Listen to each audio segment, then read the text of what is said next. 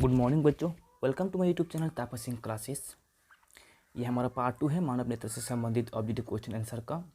अगर आप इसी तरह का वीडियो चाहते हैं तो हमारा चैनल को ज़रूर सब्सक्राइब करें और बेल आइकन को ज़रूर दबाएं और एक लाइक भी ज़रूर कर दीजिएगा। तो बच्चों बिना समय गवाए शुरू करते हैं आज का पार्ट 2।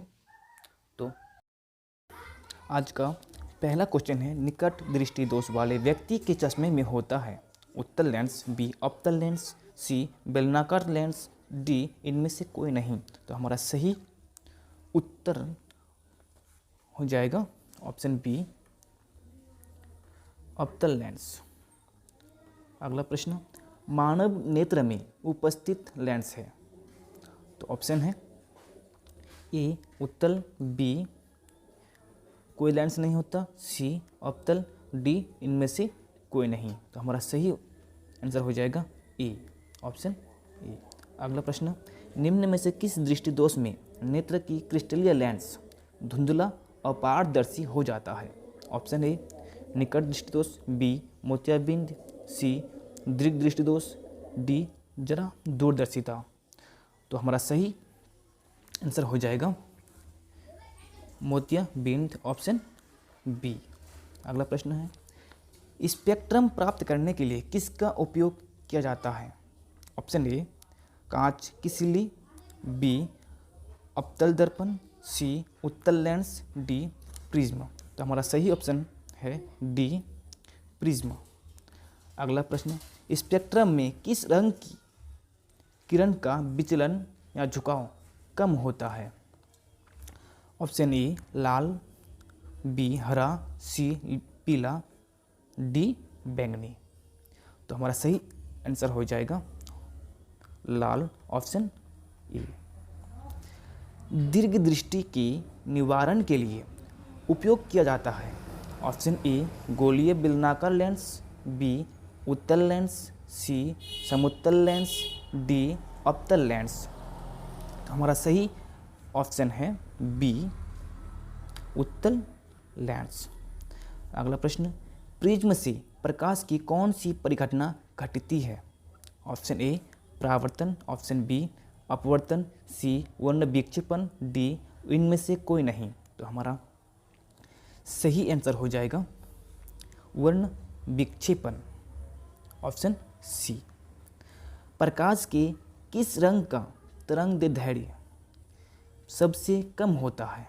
ऑप्शन ए बैंगनी, ऑप्शन बी हरा, सी लाल, डी कोई नहीं। तो हमारा सही आंसर हो जाएगा बैंगनी, ऑप्शन ए। अगला प्रश्न है, आकाश का रंग नीला प्रतीत होता है। ऑप्शन ए प्रकाश की परावर्तन के कारण, बी प्रकाश की प्रकीर्णन के कारण, सी प्रकाश के अपवर्तन के कारण, डी इनमें से कोई नहीं। तो हमारा सही आंसर हो जाएगा प्रकाश की प्रकीर्णन के कारण, ऑप्शन बी। अगला प्रश्न, आँख व्यवहार होता है। ऑप्शन ए अवतल दर्पण की तरह, बी उत्तल लेंस की तरह, सी समतल दर्पण की तरह, डी इनमें से कोई नहीं। तो हमारा सही आंसर हो जाएगा बी उत्तल लेंस की तरह। अगला प्रश्न है, एक साधारण प्रिज्म कितने सतहों से घिरा होता है। Option A 6, option B 4, option C 5, option D 3। तो हमारा सही आंसर हो जाएगा 5, ऑप्शन सी। अगला प्रश्न, यदि किसी वस्तु का प्रतिबिंब रेटिना के पीछे बनता है तो वह व्यक्ति किस दृष्टि दोष से पीड़ित है। ऑप्शन ए दूर दृष्टि दोष से, बी निकट दृष्टि दोष से, सी जरा दूरदर्शिता से, डी इनमें से कोई नहीं। तो हमारा सही उत्तर हो जाएंगे दूर दृष्टि दोष से, ऑप्शन ए। अगला प्रश्न, किसी माध्यम में छोटे छोटे कणों के निलंबन को कहा जाता है। ऑप्शन ए कोलाइड, बी पुंज, सी प्रकाश, डी इनमें से कोई नहीं। तो हमारा सही उत्तर हो जाएगा कोलाइड, ऑप्शन ए। अगला देखते हैं, नेत्र गोलक का व्यास लगभग होता है। Option A 2.3 centimetre, B 2.4 centimetre, C 3.3 centimetre, D 3.4 centimetre. तो हमारा सही आंसर हो जाएगा 2.3 सेंटीमीटर, ऑप्शन ए। विद्युत सिग्नल कौन उत्पन्न करता है? ऑप्शन ए परिताड़िका, ऑप्शन बी प्रकाश सुग्राही, सी पुतली, डी इनमें से कोई नहीं। तो हमारा सही उत्तर होंगे प्रकाश सुग्राही, option B.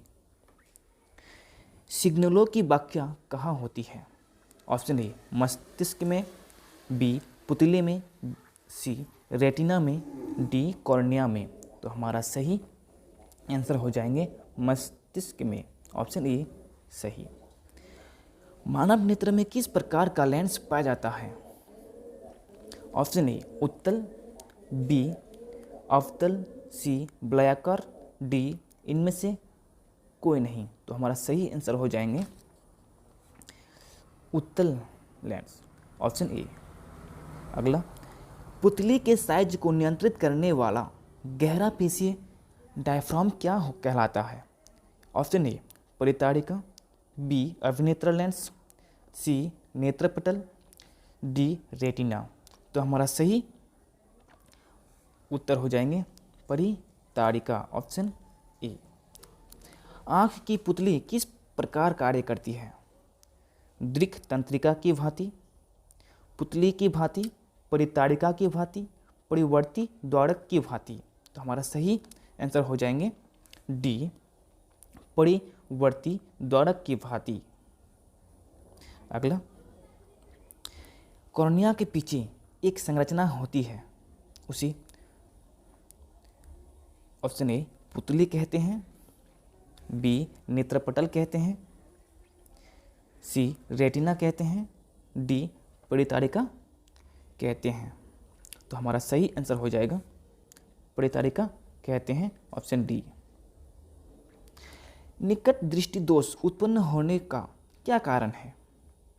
Option A अभिनेत्र lens की वक्रता बढ़ जाना, अभिनेत्र लेंस की वक्रता का घट जाना, नेत्र गोलक की लंबाई घट जाना। सभी कथन सत्य है। तो हमारा सही ऑप्शन हो जाएगा ए सभी नेत्र लेंस की वक्रता बढ़ जाना। तो निकट दृष्टि दोष दूर करने के लिए किस लेंस का व्यवहार होता है? ऑप्शन ए उत्तल, बी अवतल, सी समतल, डी इनमें से सभी। तो हमारा सही ऑप्शन हो जाएगा बी अवतल लेंस। आँख में प्रवेश करने वाले प्रकाश की मात्रा को नियंत्रित करता है। ऑप्शन ए परिताड़िका, बी पक्षमाभी पेशियाँ, सी पुतली, डी लेंस। तो हमारा सही आंसर हो जाएगा परिताड़िका, ऑप्शन ए। नेत्र में प्रवेश करने वाले प्रकाश किरणों का अधिकांश अपवर्तन होता है।